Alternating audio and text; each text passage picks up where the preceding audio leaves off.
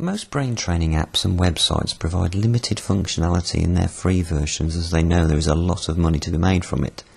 Lumosity is one of these websites, which has an app in the US but not in the UK. It's very expensive to subscribe to, but they have spent a lot of time researching and developing it. It is debatable how trustworthy this research is, though, as it is largely based around the concept of neuroplasticity, basically stating that a brain, like a muscle, can be increased in size and function through exercise. There's certainly no harm in trying to improve your brain function through specific activities, but is it worth £60 a year? So how can we train our brains without draining our bank balances? Well, reading, exercising and learning a new skill or hobby are all said to improve your brain. But what about games?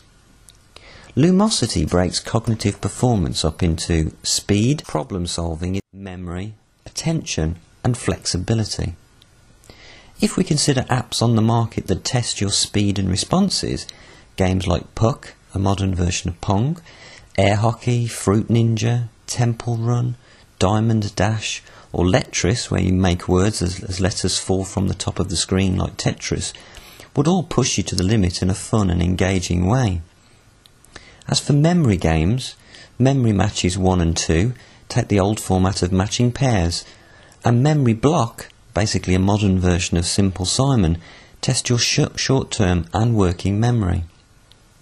Attention is your ability to focus on a task, and divided attention would be your ability to complete 2 or more actions at a time, especially when there are distractions. With this in mind, games like Fruit Ninja, Diamond Dash, Temple Run and Letris should all keep you alert and multitasking through every second of your gameplay. The cognitive process of flexibility that Lumosity refers to is not so easy to summarise, but is tested whenever you have to complete any different kind of task, instead of always doing the same activities in the same way. This means the generic stereotypes of games like platform games and first-person shooters will not be expanding your flexibility of thought if that's what you do all the time. For different games, Chain of Thought is a word association game where one word links to another.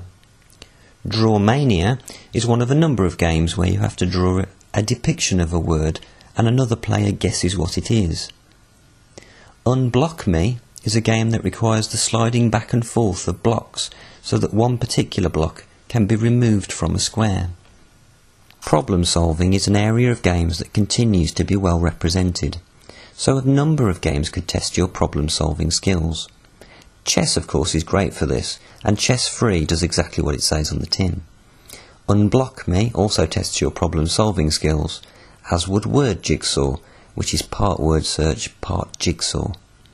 For some quick-fire solving of maths problems, That Quiz is fully customisable, enabling you to choose what to study, for how long, and at what difficulty. There is no app, unfortunately, but if you save the That Quiz home screen to your iPad, it works just as well as an app as long as you have internet. Furthermore, sign up as a teacher, and you could track a number of students' progress.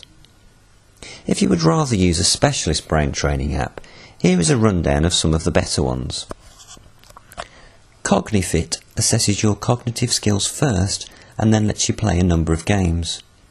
The free games are Crossroads, where you have to stop marbles from colliding by blocking intersections, Fuel a Car, where you have to give each driver the type of fuel or service they require at a petrol station before the traffic backs up, Jigsaw, where you rearrange a visual picture with a certain number of moves, Mahjong, where you match identical or similar tiles together, Mouse Challenge, where you click on scattered items as quickly as you can, but the cursor can behave unexpectedly, Whack-a-Mole, where you have to whack them all of the correct colour, double whack those wearing helmets and avoid those with dynamite strapped to their heads, Words Birds, where you arrange birds carrying letters on phone lines to create the word for the picture you are shown on screen, Word Quest is a word search, but you are given pictures and have to find the appropriate word.